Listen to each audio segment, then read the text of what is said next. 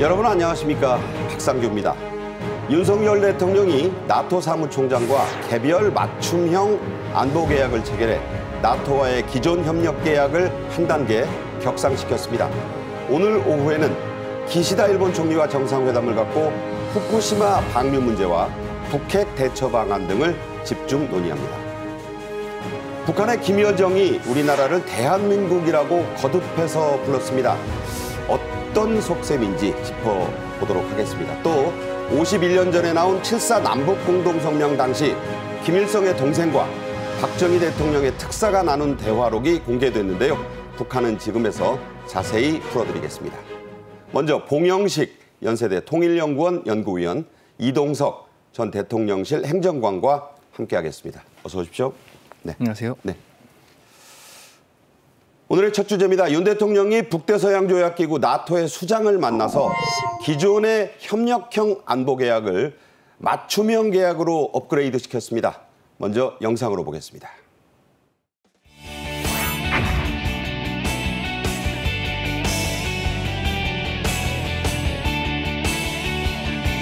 이번에 나토 정상회의를 계기로 대한민국과 나토는 사이버, 신흥기술 등 11개 분야에서 협력을 제도화하기 위한 새로운 양자협력 문서를 체결할 것입니다.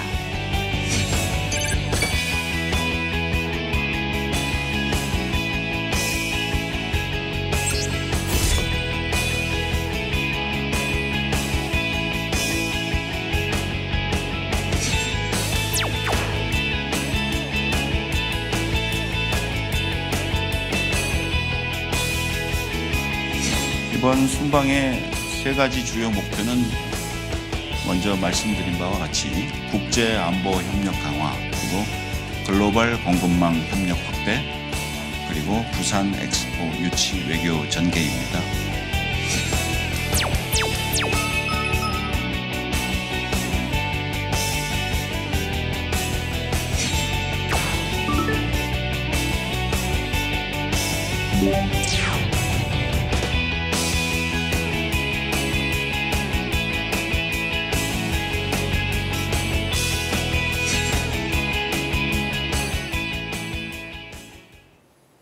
네, 윤 대통령이 특유의 회색 패딩을 입고 리투아니아의 수도 빌뉴스 시내를 김건희 여사와 함께 산책을 하다가 미국 상원 의원들과 조우했습니다.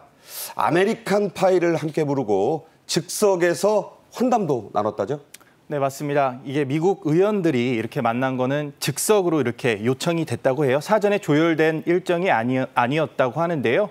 그만큼 미국 상원 의원들이 윤 대통령을 향한 이렇게 관심이 더욱 부각됐다, 이렇게 말씀드릴 수 있고요. 일단 상원의원들의 접견 내용에는 분명히 북핵 이슈를 비롯해서 우크라이나 전쟁에 대한 전반적인 논의가 있었을 것으로 예상이 되고 있습니다. 일단 나토는 현재 미국, 그리고 캐나다, 그리고 유럽 여러 국가들이 형성된 국제적 기구인데요. 윤 대통령이 이번에 참석한 거는 두 번째라고 해요. 네. 작년에 이어서 두 번째로 참석을 했는데, 이것에 큰 의미를 부여하자면 일단 그 일본 총리죠. 일본 총리가 이번에 첫 번째로 이렇게 참석을 한다고 해요. 한국 같은 경우는 두 번째 참석을 하는 거니까 그것에 더 큰 의미를 부여할 수 있을 것 같습니다.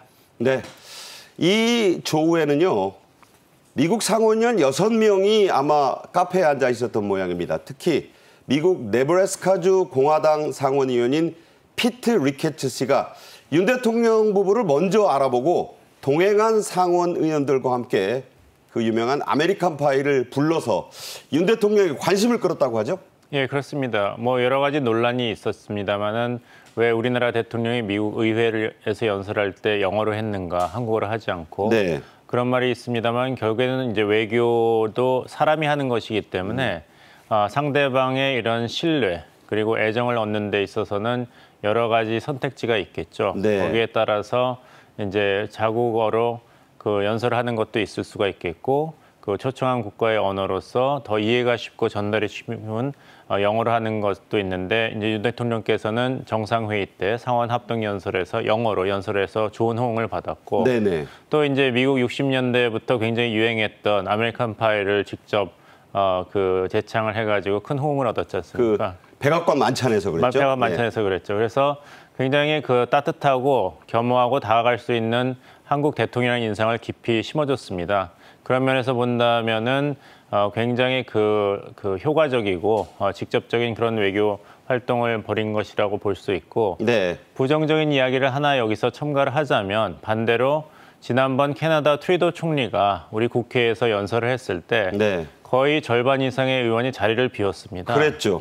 그렇다면 과연 캐나다에서 이런 국빈 방문을 한 총리에 대한 우리 정치인들의 태도가 이렇다면은 국격 이야기를 이제 박근혜 정부, 문재인 정부 그리고 윤석열 정부에서 계속 하고 있는데 네네. 과연 우리가 G7 국가가 되려면 G7 멤버인 캐나다의 총리에 대한 우리의 태도가 이렇다면은 네. 과연 우리가 원하는 그런 한국의 위상을 인정받을 수 있을 것인가 이런 좀 위치를 바꿔서 생각하는 것도 필요하지 않나 말씀드리겠습니다. 네. 정상 간 외교에서 이런 어떤 그 콘텐츠 또 노래의 힘이 중요하다. 우리가 그 격을 맞춰줬어야 되는 거 아니냐 이런 지적이 있으셨어요. 자, 이 아메리칸 파이 돈 맥클레인이 불러서 미국인들에게는 아주 대단히 유행이 된 그런 노래 아니겠습니까? 지난 4월에 윤 대통령이 미국을 국빈 방문해서 백악관 초청 만찬을 했을 때 바이든 미국 대통령이 제안해서 즉석에서 이 노래를 불러 화제가 됐던 노래이죠. 그 순간 다시 한번 보겠습니다. 네, 지금 마이크를 바이든 대통령으로부터 건네받았고 이제 노래를 부릅니다. I can still remember how that music used to make me smile. And I knew if I had my chance that I could make those people dance and maybe they'd be happy for a while. February made me shiver with the paper I deliver. Bad news on the doorstep, willow bright. Something touched me deep inside the day the music died.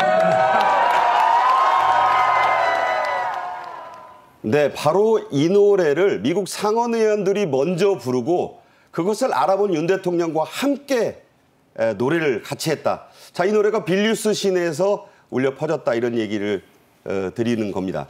자, 그리고 윤 대통령이 입은 이 회색 패딩, 검찰총장 때부터 반려견을 산책시킬 때나 편할 때 거의 모든 비공식 행복 때 즐겨 입었던 요새 말로 하자면 뭐 최애템? 가장 즐겨 입는 옷 중 하나죠? 네, 아무래도 가장 사랑하는 그런 패딩이 아닐까 싶은데요. 사실 뭐 이런 말씀 드리기 뭐하지만 이건 뭐 비공식적이지만 대통령께서 뭐 주말이나 이렇게 대통령실을 출근할 때도 가끔씩 즐겨 입는 옷이었습니다. 그건 지금 산책 때 모자와 함께 지금 그 패딩을 입은 거예요? 맞습니다. 네. 초경량 패딩으로 알려져 있는데요. 저 패딩이 이렇게 자주 뭐 착용하시는 걸 보면 아무래도 가장 편한 상태에서 업무 수행을 할 수 있고 또 아무래도 이렇게 뭐 이렇게 해외 순방을 가게 된다면 굉장히 바쁜 일정이 계속되지 않습니까? 그것에 있어서 잠깐 뭐 20-30분 짬을 내서 이렇게 주변 산책을 하는 게 유일하게 그 국가를 이렇게 볼 수 있는 그런 기회일 것 같은데요. 그러면서 이렇게 패딩을 즐겨 입는 것, 그리고 또 신발도 또 신는 것만 신으세요. 구두 같은 경우도. 네. 그런 걸 보시면 굉장히 소탈한 그런 행보를 이렇게 느끼지 않을 수 있지 않을까 그런 생각을 해봤습니다. 자, 윤 대통령이 쓴 저 모자에도 눈길이 갔습니다. 이른바 천안함 모자로 잘 알려진 저 모자도 계속해서 저 정상회담 때나 그런 행보 때 지금 쓰고 나오고 있죠? 네, 맞습니다. 윤 대통령이 가장 강조하는 부분이 바로 호국 보훈, 그러면서 안보 강화 기조를 이렇게 상징하는 모자를 착용하는 건데요. 일단 PCC 772, 그러니까 천안함의 상징이죠. 그 모자를 착용함으로써 해외 그 시민들이 지나갈 때도 이렇게 설명할 수 있는 기회가 되고요. 앞으로도 계속해서 해외 순방에 나설 때 착용하면서 저런 초경량 패딩도 함께 즐겨 입으실 것으로 예상이 되고 있습니다. 네. 자, 이제 메인 주제를 좀 더 다루겠습니다. 윤 대통령은 31개 회원국을 지휘하는 나토 사무총장과 단독 회담을 가졌습니다. 아주 중요한 안보 계약을 하나 체결했는데요. 윤 대통령의 발표로 직접 들어보시죠.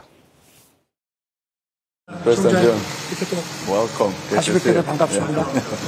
네.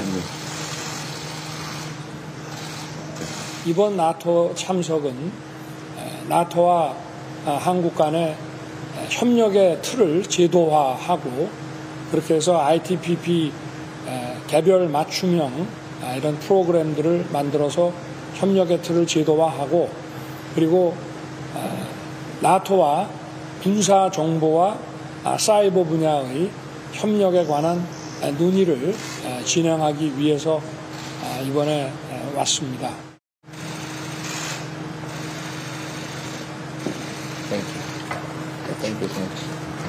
공동으로 서명해서 한 분씩 나눠가지 그런 모습이에요. 자, 이 영어 약자로는 ITPP, 줄여서 말하는 것이 이 ITPP인데요. 개별 맞춤형 파트너십 프로그램. 영어로 앞부분이 individually tailored입니다. 이 테일러가 맞춤 양복에서 많이 쓰이는 말이거든요. 그러니까 나토와의 관계가 기성복에서 개별 맞춤복으로 업그레이드됐다. 이런 평가가 가능하죠? 예, 그렇습니다. 말씀하신 대로 중요한 것은 기성복이 아니라 한국과 나토가 이제 맞춤형 양복의 파트너십 계약을 체결했다. 여기에 방점이 찍혀 있죠. 네. 사실 여러 가지 관측이 많았습니다. 왜냐하면은 나토 회원국이 아닌 국가가 이 ITPP 자격을 얻기 위해서는 그 사무총장이 결정하는 것이 아니라 나토 회원국 만장일치가 요구됩니다. 그래서 우리나라뿐만 아니라 호주, 뉴질랜드 그리고 일본이 그런 후보군으로 올랐는데 네. 여기서 나토 회원국의 하나인 프랑스 마크롱 정부가 좀 우려를 표시했다고 합니다. 중국 때문이겠죠? 예, 그렇습니다. 정확히 말씀하신다. 중국이 이게 나토가 너무 아시아 태평양 지역에서 국가들과의 안보 협력을 해서 중국을 포위하려고 그런다. 이런 반발이 있을 수 있기 때문에 프랑스 같은 국가들은 ITPP 체결을 이번 2023년 나토 정상회의에서는 적극적으로 개진하는 데 반대 의사를 표명했다고 합니다. 네. 그런데도 불구하고 일본의 기시다 총리도 이번에 ITPP 체결을 일본이 하느냐 했을 때 불확실하다고 대답을 했습니다. 예. 정상회의 떠나기 전에. 근데 한국의 윤석열 정부가 이렇게 전격적으로 ITPP를 나토와 체결했다는 것은 그만큼 글로벌 중추 국가로서 또 스톨벤 사무총장이 1월에 방한에서 윤 대통령과 면담했을 때 이야기한 대로 더 이상 지역 안보라는 것은 없다. 모든 안보는 이제 글로벌 안보다. 네. 나토가 인도태평양 지역이 멀리 떨어진 것이 아니고 네. 같이 연대를 해야 된다는 메시지를 우리 정부가 적극적으로 수용한 그런 표시라고 보입니다. 네. 자, 봉 박사가 아주 중요한 말씀을 해 주셨어요. 이게 프랑스가 중국을 의식해서 반대했는데도 나토 회원국 만장일치로 이 계약을 업그레이드 시켜준 거다. 이런 얘기입니다. 지금까지는 지난 2012년, 11년 전에 체결된 개별 파트너십 협력 프로그램. 이게 영어로 이제 자꾸 나오는데 IPCP였어요. 자, 새로운 계약인 이 ITPP는 어떤 분야가 확대가 된 겁니까? 네, 뭐 중요한 걸 말씀드리자면 일단 안보 그리고 공급망이 확대됐다고 말씀드릴 수 있을 것 같습니다. 이게 지금 세계 정서 자체가 러시아, 우크라이나 전쟁 그리고 우리나라로서는 북핵으로서 굉장히 위협을 받고 있는 상황에서 안보 분야가 빠질 수 없을 것 같은데요. 그리고 정확히 보자면 뭐 신흥 기술 나오고요. 그리고 AI 그리고 우리나라가 최근 발사에 성공한 우주 확대 네. 이런 것도 포함이 됐고요. 또 대테러를 빠질 수 없을 것 같습니다. 사이버 테러 위협에서 어떻게 논의될까 그런 것도 중점적으로 논의가 됐습니다.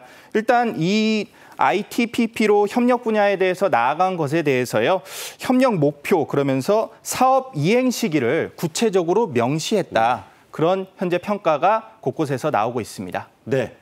자, 오늘도 북한 측이 동해상으로 오전 10시쯤에 장거리 탄도미사일을 발사한 것으로 우리 합참이 발표를 했죠.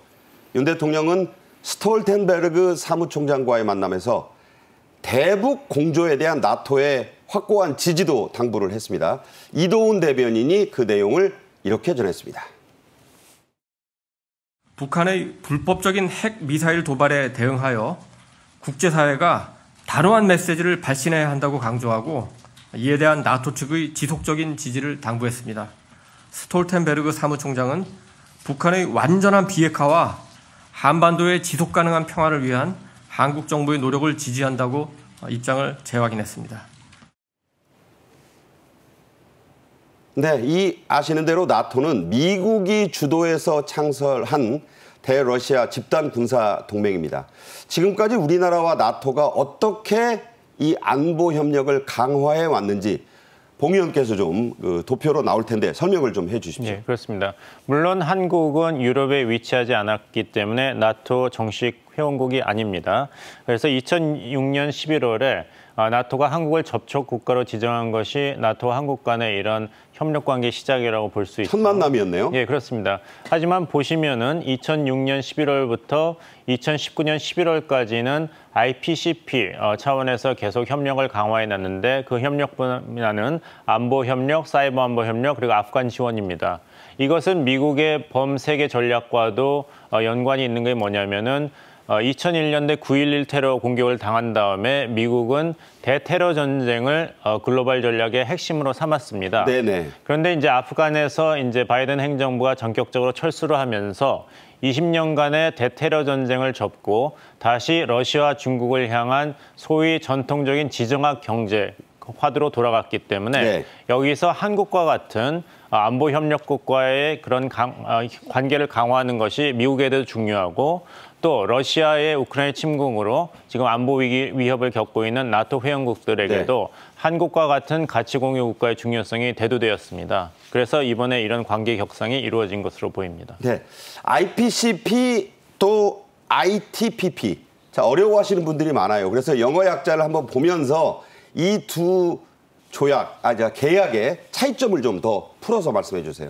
그러니까 이제 원래 계약이었던 CP는 Individual Partnership Coordination Program이라고 해서 개별 파트너십 협력 프로그램, 즉 그 이슈가 중요한 것입니다. 파트너십보다도 무엇을 같이 협력할 것인가 네. 것이 있고 ITPP는 관계가 먼저 옵니다. 그래서 한국과 나토가 협력을 한다는 전제하에서 그 다음에 어떤 분야에서 협력할 것인가. 그래서 나오고 있는 것이 아무래도 우리 입장에서는 고도화되고 있는 북한의 핵 미사일 위협 아니겠습니까? 그렇죠. 그래서 나토와의 그런 정보 공유, 그 다음에 이제 4차 산업혁명의 조류에 맞는 그 AI 분야에서의 협력. 또 우리가 관심이 있는 방산협력, 네. 이 분야에서 나토 회원국과 협력을 할 텐데 이것은 굉장히 시기적으로 적절합니다. 왜냐하면은 러시아의 우크라이나 침공으로 폴란드 같은 국가들은 우리나라의 방산 수출에 대해서 굉장히 적극적인 태도를 보였고 그렇죠. 우리가 획기적인 이제 방산 수출 성과를 얻었습니다. 그런데 문제가 더 심각해졌습니다. 아시겠지만 와그너 그룹의 수장인 프리고진이 네. 벨라루스로 갔습니다. 반란하고요. 예, 그렇습니다. 그래서 벨라루스의 보호를 받는데 언제 또 그 서방 유럽을 침공할지 모르는 것이죠. 그렇죠. 우크라이나 전쟁이 리투아니아 바로 옆에이지 않습니까? 네, 리투아니아가 이번에 그 의장국이지 않습니까? 그래서 6월 27일에 나토 사무총장과 7개국 유럽이 이번 정상회의를 어떻게 잘할 것인가 회의한 바로 다음 날 6월 28일에 폴란드 대통령과 리투아니아 대통령은 바로 키이우를 방문했습니다. 그리고 폴란드는 우리도 위험하기 때문에 군수 지원이 우크라이나만 필요한 게 아니라 폴란드도 방산 수입을 더 해야 된다고 하는데 이 좋은 시기에 윤석열 대통령이 나토 정상회의에 참석해서 이런 방산 협력을 논의하고 있는 것입니다. 끝나고 나면 또 폴란드에 가서 그 관계를 폴란드와 더 다지겠죠? 폴란드가 지금 굉장히 시급한 네. 시점이고 또 지난번에 K국 자주포와 전차 우리나라 수출품에 대한 그런 현격한 품질이 잘 보장이 됐기 때문에 계속해서 폴란드 정부는 한국과 이런 방산 협력에 대해서 적극성을 보이고 있습니다. 네, 윤 대통령은 아시는 대로 나토를 방문한 뒤에 폴란드로 가서 K방산 세일즈에 적극 나선다는 그런 일정을 여러분께 다시 한번 말씀을 드리겠습니다. 자, 한 단계 더 나가서 나토가 주도하는 합동군사훈련에 우리 군도 참여하는 방안이 추진이 된다고요? 네, 맞습니다.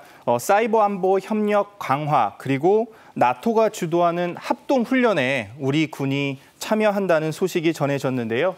일단 사이버 안보 측에서 우리가 협력할 수 있는 부분 그리고 군사 정례 회의를 통해서 지속적으로 만난다는 것에 큰 의미가 있겠습니다. 일단 그 경제 협력이라고 해서 그것보다도 더 중요한 것이 바로 군사 협력이거든요. 네.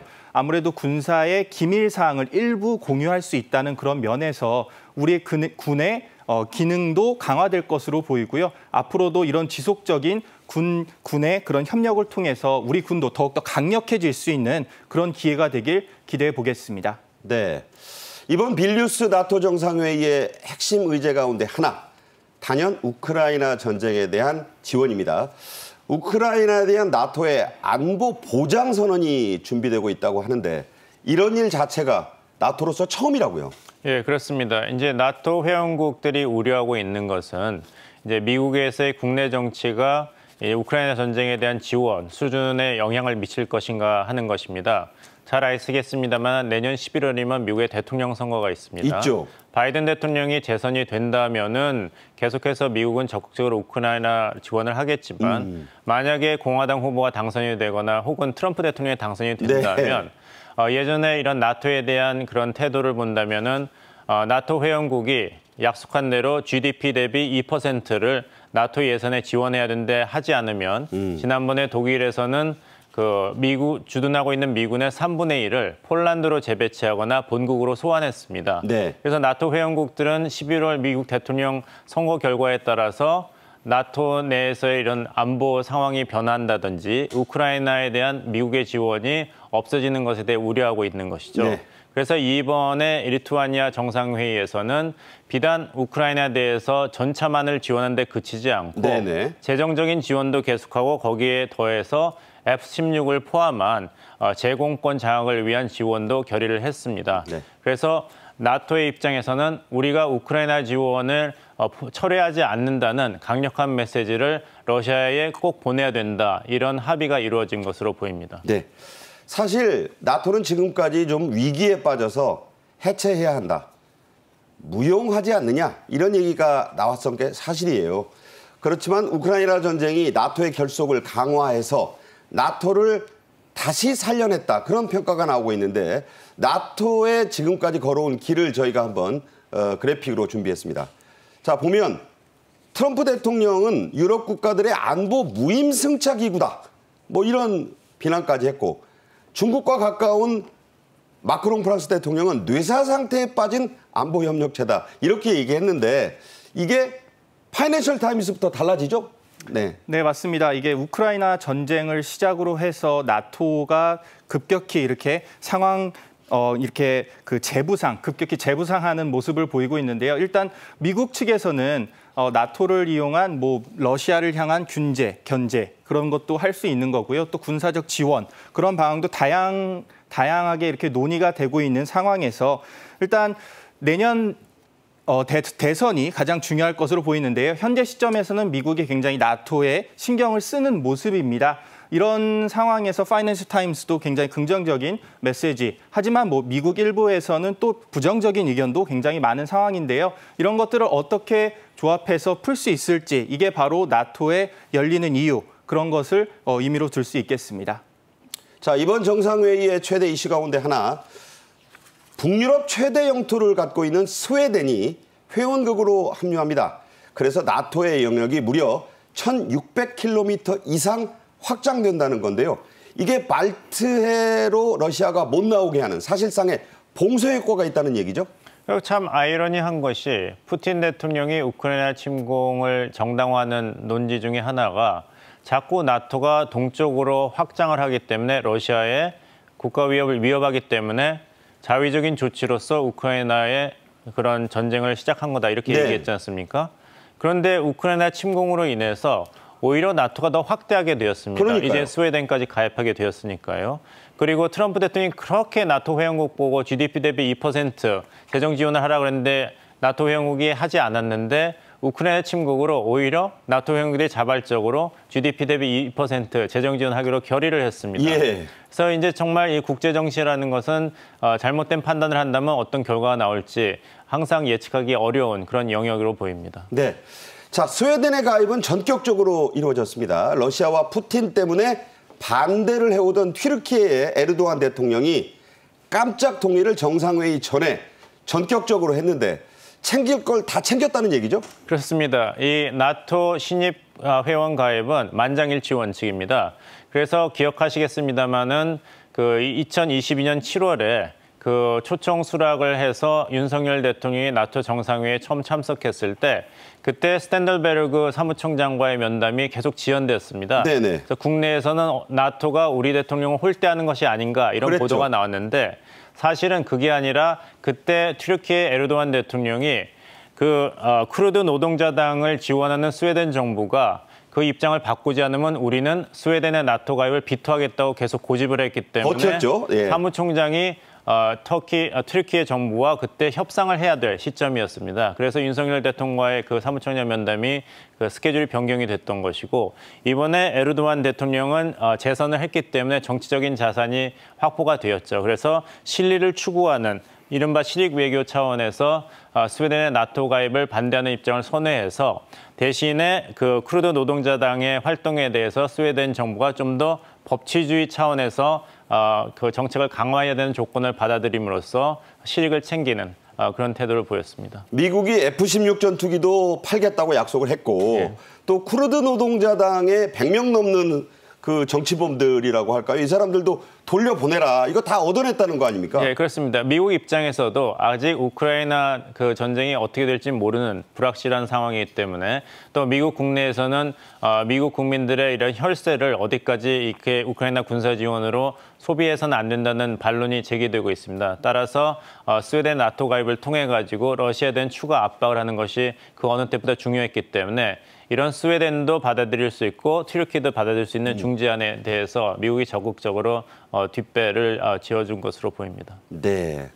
자, 윤 대통령의 오늘 일정 중 하이라이트 역시 저녁에 열리기로 예정된 한일 정상회담이죠. 최대 관심사인 후쿠시마 오염 처리 이슈 문제, 자, 어떻게 다뤄질까요? 글쎄요, 일단은 그 IAEA 사무총장이 한국을 방한해서 그리고 야당 의원과 이제 시민단체 대표들과도 이런 이야기를 했습니다. 그리고 이제 보고서에 대해서 미국 정부도 일본 정부도 IAEA도 과학적인 차원에서 큰 문제가 없고 네. 방류가 가장 최선의 방법이라는 결론을 다시 한번 확인했습니다. 예. 따라서 이제 윤석열 정부로서는 IAEA의 이런 과학적인 검증을 신뢰할 수밖에 없지만 그런 정부에 가는 최고 책무는 국민의 생명과 안전을 보호하는 것이기 때문에 네네. 안정성이 확실히 검증되기 전까지는 후쿠시마산 수산물 수입에 대해서는 굉장히 철저한 검증을 계속하겠다 이런 네. 입장을 취하고 있기 때문에 이런 한국 정부의 입장을 기시다 총리에게 솔직하게 전달하는 자리가 될 것으로 보입니다. 네. 자, 어떤 내용이 합의되고 논의될지 계속해서 저희가 관심을 갖고 보고 또 보도를 해드리겠습니다. 윤 대통령은 눈꽃 뜰 새 없는 빡빡한 일정을 소화하고 있는데요. 연쇄 정상회담들 사이사이에 부산 엑스포 유치 활동에도 적극적으로 나서고 있죠. 네, 맞습니다. 부산 엑스포 유치, 바로 해외 순방 일정에 빼놓을 수 없는 행사인데요. 일단 그 해외 정상들을 계속해서 만나서 부산 엑스포 유치를 해야 되는 정당성, 그 이유를 일일이 만나서 이렇게 설명을 하고 있습니다. 일단 그 사우디아라비아 같은 경우에는 그 지금 굉장히 로비를 통해서 많이 유치 선전에 나서고 있다고 하는데요. 우리나라는 특히 중요한 것이 바로 신재생 에너지, 방산, 그러면서 또 반도체 협력 아니겠습니까? 네. 그럼 경제적 협력체를 통해서 우리 유치 전에 많은 지금 기여를 하고 있는데요. 일단 서유럽 그리고 북유럽 국가 정상들을 이번에 굉장히 많이 만납니다. 그 이유 중에 하나가 서유럽, 북유럽 국가 중에 아직 결정하지 못한 그런 상황이 많은데요. 표심이 아직 완전히 결정난 거 아니니까요. 맞습니다. 일각에서는 지금 49대 51이다. 지금 49%대 51%다. 아직 우리가 51은 아닙니까? 지금 뭐 49라는 얘기도 있고요. 네네. 51이라는 얘기도 있지만 일단 어떤 것에 들든 그 사우디와의 경쟁을 통해서 이겨내야지 우리나라로서는 수조 원에 달하는 경제적 이익을 창출할 수 있기 때문에 그것 때문에 더욱더 유치전에 뛰어든 것이 아닌가 그런 판단입니다. 네. 봉영식 연세대 통일연구원 연구위원 그리고 이동석 전 대통령실 행정관과는 여기서 인사드리겠습니다. 고맙습니다. 감사합니다. 네. 이어서 북한은 지금입니다.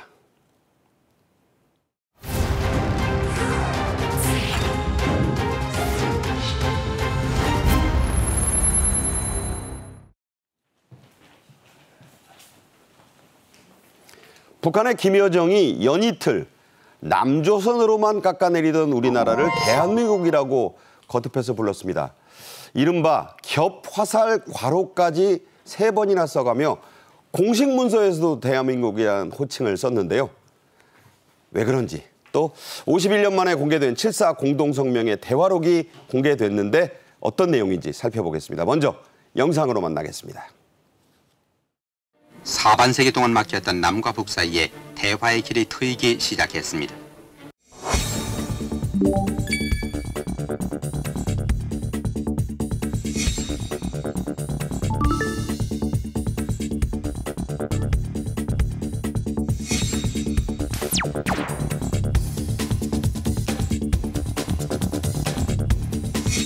(1월 21일) 밤 10시경 북한군의 무장 간첩단이 어둠을 타고 감히 서울까지 와서 난동을 부렸습니다. 세포대 간첩 김신조의 기자회견이 열렸습니다.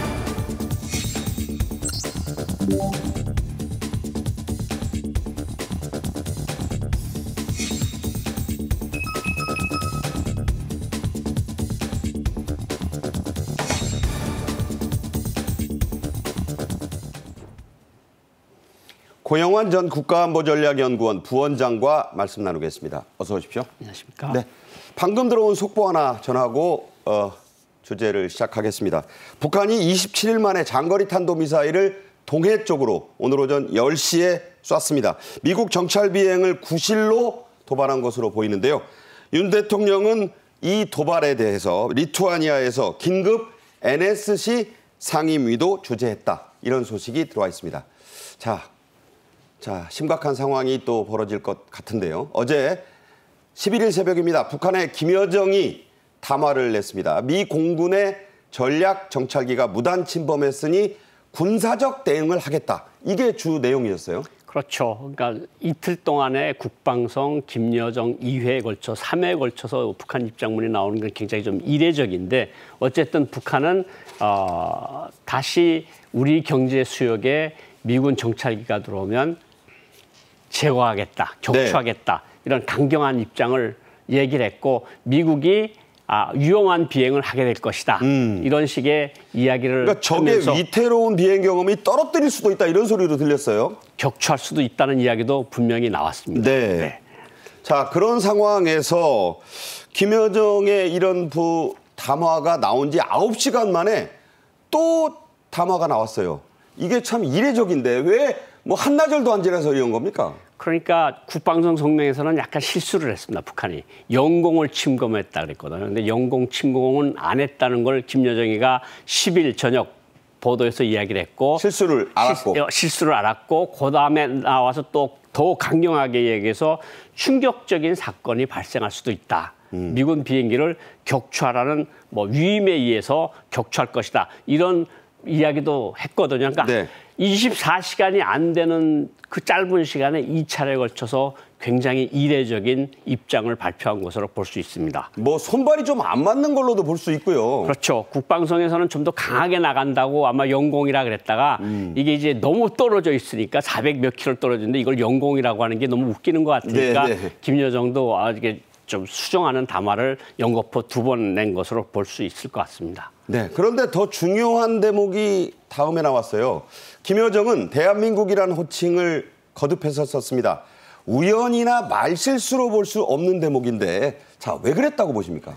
이런 낌새는 조금 지난해부터 있었는데 우리끼리 너희들은 너희들끼리 좀 살았으면 좋겠다. 이런 식의 뉘앙스가 있는 성명을 발표했고 이번에는 정말 북한 역사에서 처음으로 공식 문서에서 대한민국이라고 이제 쌍가로로 나눠놓고 이야기를 했는데 이건 2가지 의미가 있다고 생각을 하는데 이 쌍가로라고 하는 거는 강조라는 의미도 있을 수 있지만 이른바 대한민국 이런 식으로 표현했을 가능성도 조금 더 크게 보이고요. 소위 이런 뜻으로. 소위 이른바 그런 뜻으로 보이고 두 번째는 역시 우리가 이제 그런 얘기를 하지 않습니까? 우리 사회 일각에서도 한동포인 우리에게 미사일을 쏘고 핵폭탄을 쏘겠느냐 이런 사고들이 있었는데 아마 이런 우리가 핵폭탄을 남한테 쓴다 그러면 동포에게 쓴다는 그러니까 약간 종북 좌파 쪽 사람들 쪽에서는 이게 논리가 구성이 안 될 수가 있거든요. 그러니까 이제는 우리가 적대적인 국가다. 당신네는 미국이나 일본 같이 우리나라에는 적대적인 국가고 적대적인 국가에는 우리가 필요한 경우에 핵무기를 사용할 수 있다. 이런 핵 전략이 변화로 보여야 되는 것이 아니냐 이런 생각이 듭니다. 그러니까 어떤 전문가 말씀대로 남남 전략. 그러니까 네. 남이라는 게 나는 다른 나라니까. 그렇죠. 핵무기 쓸 수 있다 우리도. 네. 그런 위협일 수 있다는 해석이에요. 그렇죠. 그러니까 동포가 아니고 우리는 서로 이제 남남이니까 너에게 적대적인 남이니까 우리가 핵무기를 쓸 수 있다. 이런 표현으로 볼 수 있을 것 같습니다. 네, 북한이 말로만이 아니라 공식 담화문에서는 대한민국이란 단어에 이른바 겹, 화살, 괄호 양쪽으로 2개를 한 걸 말합니다. 네. 통일부 대변인도 이런 표현을 쓴 게 처음이라고 확인했습니다. 자, 의도가 있고 또 전략이 있다고 봐야죠. 그렇죠. 핵 전략이 변화라고 볼 수 있을 것 같고 대남 전략에서도 뭔가 우리는 당신네하고 같은 동포라고 해왔는데 이제는 같은 동포가 아니고 우리는 당신네들을 순전히 적대 국가처럼 대하겠다는 그런 의미가 더 강하게 있는 것이 아니냐 이런 생각이 듭니다. 지금까지는 이게 통미봉남이라 그래서 네. 우리나라를 아예 무시하는 전략이었는데 네. 이거는 아니잖아요, 이제. 이거는 아니고 한국, 미국, 일본 이거 다 우리의 적대 국가처럼 간주하고 적대 국가가 우리를 공화국을 반대하는 행위를 했을 때 우리는 핵무력, 전술핵, 전략핵을 다 쓸 수 있다. 이런 입장이 변화를 볼 수 있을 것 같습니다. 너희는 너희대로 살아라. 그렇죠. 그러니까 우리 민족끼리 동포 아니니까 네. 미사일 쏴도 이제 된다. 미사일 쏴도 우리를 간청하지 말아라. 네. 똑바로 좀 그런 부분도 알아야 되겠다는 말씀을 하신 거예요. 일각에서는 김여정의 이런 행태가 7월 27일 북한에서 전승절이라고 합니다. 싸움에 6.25에 이겼다는 뜻이죠.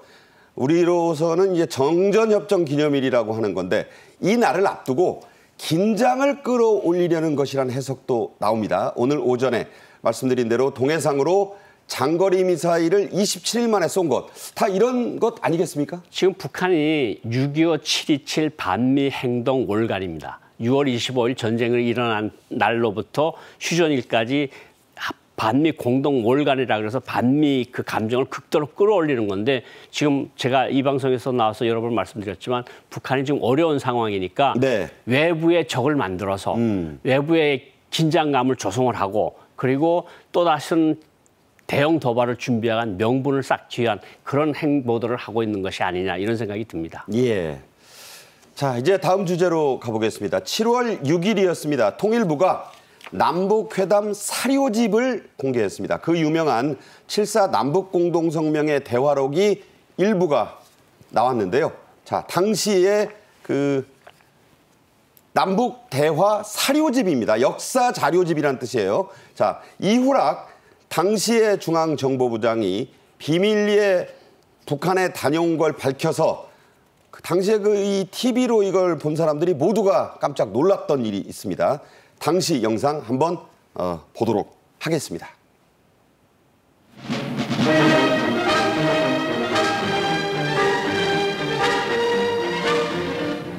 사반세기 동안 막혔던 남과 북 사이에 대화의 길이 트이기 시작했습니다.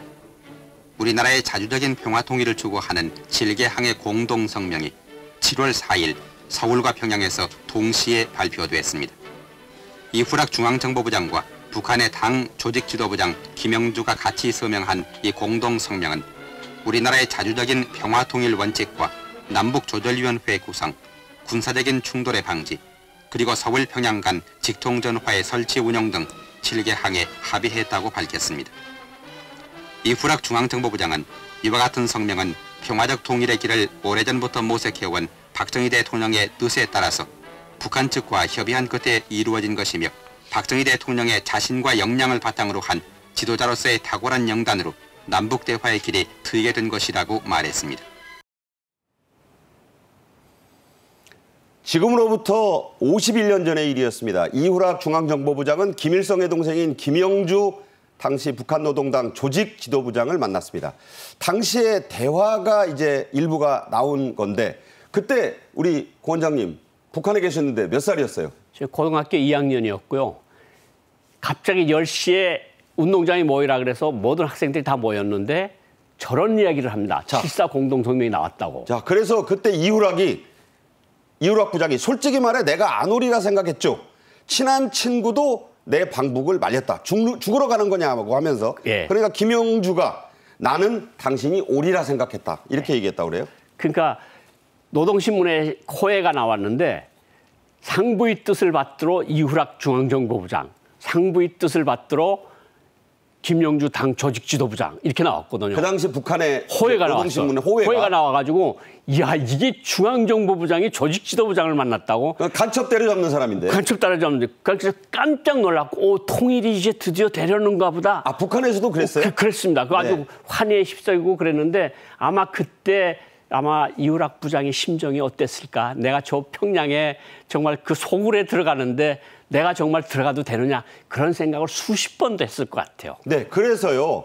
이후락 중정부장은 만약의 사태에 대비해서 독극물 중에서도 독극물로 이 유명한 청산가리를 몰래 숨겨서 평양에 갔다. 이렇게 알려졌었어요. 그 이야기는 조금씩 나왔었는데 청산가리를 오른쪽 주머니에다 넣었대요.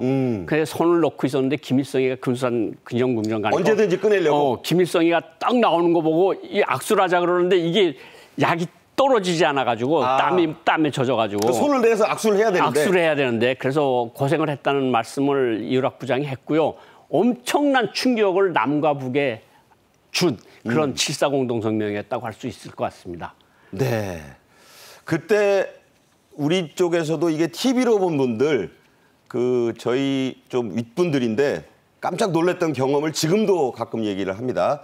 이후락 중정부장과 김영주 조직지도부장, 무장공비들의 청와대 습격 사건으로 유명한 이른바 121 사태에 대해서도 이런 대화를 나눴습니다. 자, 그때 이게 북한에서도 알려졌었나요? 청와대 사건은 북한에서도 이것도 호해를 뿌렸습니다. 남조선 무장유격 때 청와대 코앞까지 진격. 이거 막 호해하면서 뿌렸거든요.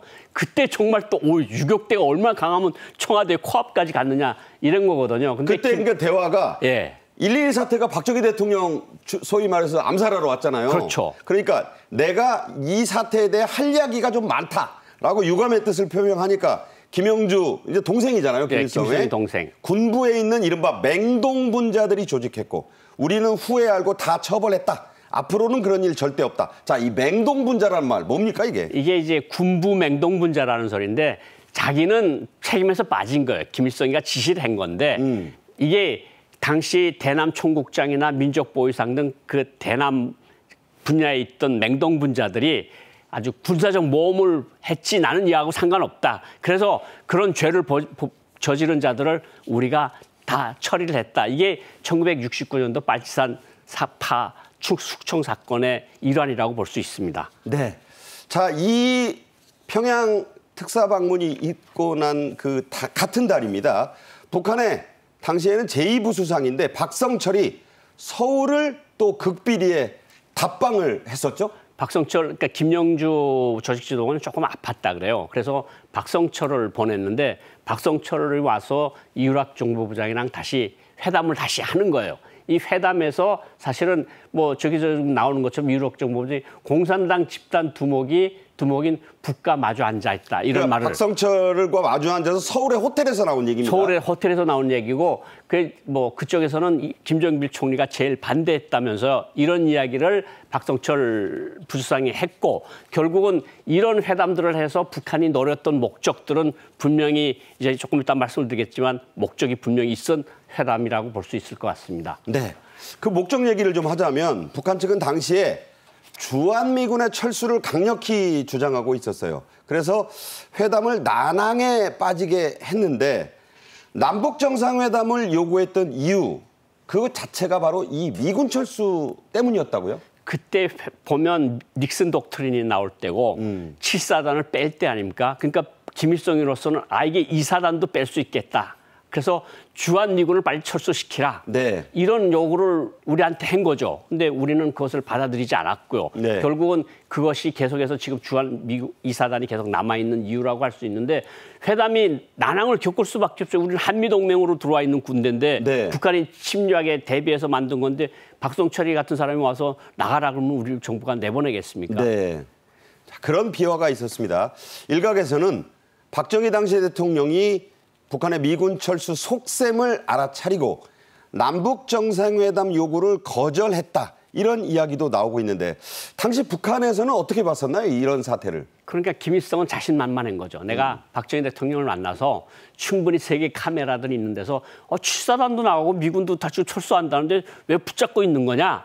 이렇게 이야기를 하면 먹힐 수 있다고 생각을 했는데 박정희 대통령이 그 속셈을 간파하고 차근차근 신부 일꾼부터 버텀업식으로 하자. 네. 근데 뭐 김일성이는 내려 하는 톱다운 방식으로 하려고 그랬는데 그 꾀를 박정희 대통령이 알아서 잘 대응을 한 그런 사례라고 볼 수 있을 것 같습니다. 사실 핵심은 이우락 부장이 그 평양에 가서 김일성을 직접 만났고 네. 그 사이에 오간 대화가 있는데 네. 이번에는 공개를 안 했어요. 예, 왜 3년 그랬다고 후에, 보십니까? 3년 후에 공개가 된다 그러는데 아직까지 그러니까 북한이 항상 걱정하는 게 너네들하고 대화를 하는데 왜 자꾸 이걸 공개하느냐.